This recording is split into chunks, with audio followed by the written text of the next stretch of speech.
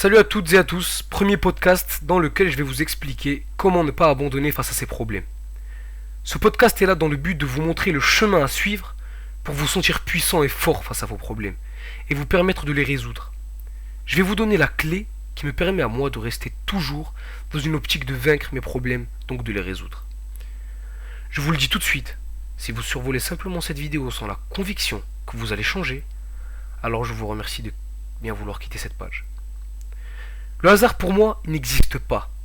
Donc si vous écoutez ce podcast, c'est qu'il vous est destiné. Dans une première partie, on va voir pourquoi les gens fuient leurs problèmes. Ensuite, qu'est-ce qui provoque ces problèmes. Et pour terminer, ce que vous devez faire pour changer. Pourquoi les gens fuient leurs problèmes. Les personnes qui fuient leurs problèmes sont souvent celles qui se mentent à elles-mêmes, car elles n'ont pas la force de se dire la vérité. Elles ont un manque de volonté. Si vous en faites partie, vous créerez constamment de nouvelles excuses pour vous consoler et ne pas les affronter. Par exemple, je n'ai pas le temps, je suis fatigué, c'est pas à moi de le faire, il y a trop de problèmes pour que je puisse régler celui-ci, les gens ne me poussent pas à réussir. En revanche, ce que vous devez savoir, c'est que c'est vous la base de votre échec. Si vous pensez comme ça, c'est que vous avez un blocage quelque part. Vous vous donnez vous-même l'illusion que vous êtes un perdant. Alors qu'au fond de vous-même, vous savez très bien qu'à partir du moment où vous changerez, vous deviendrez grand et vous accomplirez vos objectifs. Les types de problèmes les plus courants sont les sentiments, la défaite, les diplômes, le travail et plusieurs types d'examens. Et vous savez pourquoi ? Parce que la société vous a formaté de façon à avoir peur de l'échec et de la pensée des autres. C'est une mauvaise façon de penser. Je vous donne mon exemple. À l'âge de 18 ans, j'avais peur du bac. Je ne travaillais pas. Quand je suis arrivé en terminale, j'ai eu un déclic. Je savais, j'étais persuadé que j'allais l'avoir. De plus, mon entourage m'a toujours persuadé que j'allais l'avoir. Et j'ai obtenu mon bac avec mention sans travailler. Et c'est la vérité. Parce que j'ai voulu l'avoir, c'est tout, je l'ai eu. Quand vous voulez réellement quelque chose, inconsciemment ou consciemment, vous ferez tout de façon à l'obtenir. Si vous voulez réellement changer, alors vous changerez. Et vous irez dans de nouvelles directions qui vous permettront de changer. Par exemple, en écoutant ce podcast, vous contribuez à votre changement. Ce que j'ai tiré de cette petite anecdote que je viens de vous raconter, c'est que nous choisissons de gagner ou de perdre. Donc si vous choisissez de gagner, vous gagnerez. Si vous choisissez de perdre, eh bien vous perdrez. C'est aussi simple que ça.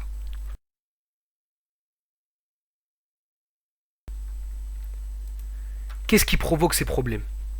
Les problèmes sont souvent dus à des sentiments, des moqueries, l'éducation de vos parents, le mensonge, les défaites et souvent l'entourage.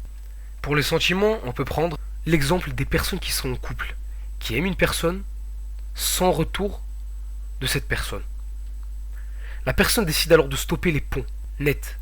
Dans ce cas-là, la personne qui aime peut soit devenir faible et s'acharner sur son sort en pensant que l'erreur vient d'elle, soit faire n'importe quoi et commencer à enchaîner un nouveau ou nouvelle compagne par semaine, mois ou année, sans réel sentiment et faire souffrir d'autres personnes à son tour. Et il y a la bonne façon de penser, celle qui vous dit de trouver un nouvel objectif et de se nourrir de la rage de cette défaite pour accomplir cet objectif. Il y a aussi les moqueries, souvent dues à l'apparence physique, la façon de penser, la façon de parler, la gentillesse que vous avez. La première chose que vous devez savoir, c'est que les gens qui se moquent ont un complexe d'infériorité. Ils se sentent faibles, donc ils vont chercher les défauts qu'eux n'ont pas, et ils vont se comparer à vous.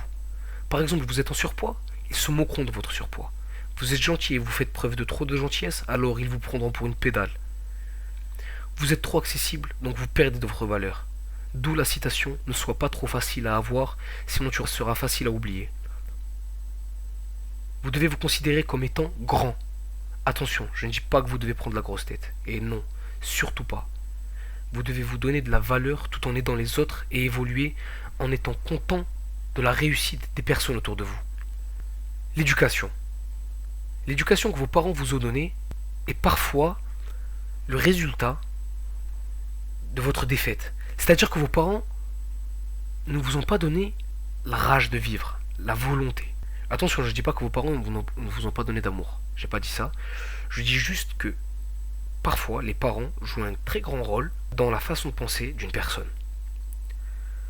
Dans notre cas, parfois, certaines personnes n'ont pas une volonté assez forgée et du coup, ils cherchent pas à atteindre leurs objectifs. Ce qu'ils veulent, tout simplement, c'est avoir tout à portée de main, d'un seul coup. Mais c'est pas possible. Et avec le temps, ils le comprennent. Et ils mettent beaucoup plus de temps qu'une personne qui a la volonté forgée de base. C'est-à-dire après être sorti du cocon familial ou après être sorti voilà, de sa famille. Voilà. Donc le mensonge. Le mensonge, quand je parle du mensonge, je parle de vous-même. Est-ce que vous mentez à vous-même? Ou est-ce que vous vous dites la vérité? Les personnes autour de vous, vous leur mentez, vous leur dites la vérité. Parce qu'il faut savoir que tout ça, ça a un impact sur vous. Car un menteur ne voit pas plus loin que le bout de son nez. Donc il ne progresse pas. Et il faut savoir qu'un menteur, on fait que mentir.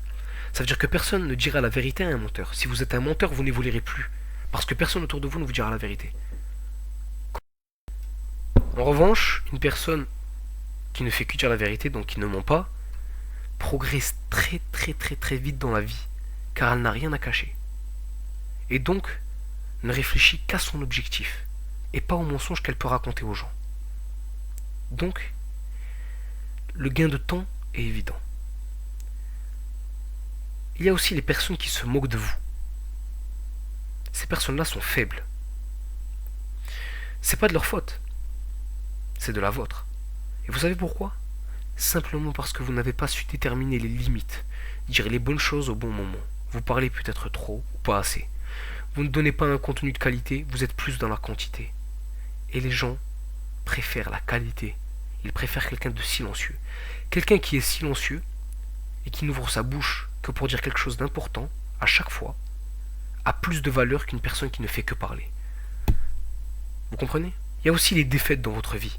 Elles peuvent soit vous rendre une personne plus forte, soit vous anéantir.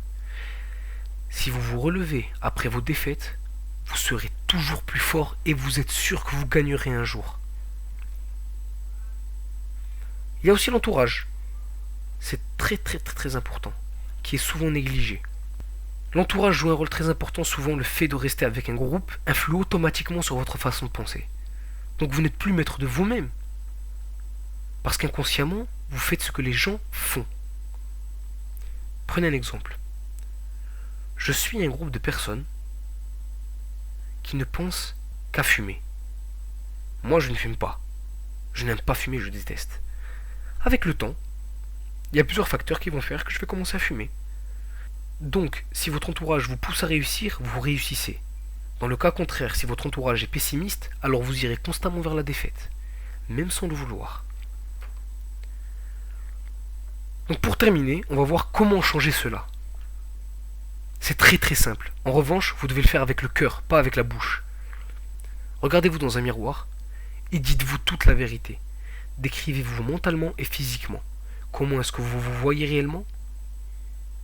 Une fois que vous aurez réalisé cette étape et trouvé le blocage, méditez dans une position où vous vous sentez bien, allongé, assis, comme vous voulez. Ensuite, posez-vous la question, qui je veux être réellement? Et comparez la personne que vous êtes maintenant et celle que vous voyez dans le futur, c'est-à-dire celle que vous voulez devenir. En faisant ça, vous allez trouver votre ou vos objectifs. Surtout, allez-y étape par étape. Sinon, ce sera trop dur pour vous. Prenons par exemple un enfant qui veut apprendre à lire et à écrire. Il ne peut pas apprendre l'alphabet en un jour. Et même après avoir appris l'alphabet, il ne peut pas écrire d'un seul coup. Donc il faut y aller progressivement pour réussir. Ensuite, vous évoluerez uniquement vers le positif et vous réussirez votre vie. Donc nous avons terminé et j'espère que cette vidéo vous aidera dans votre vie à évoluer. Et si vous avez des questions, n'hésitez pas.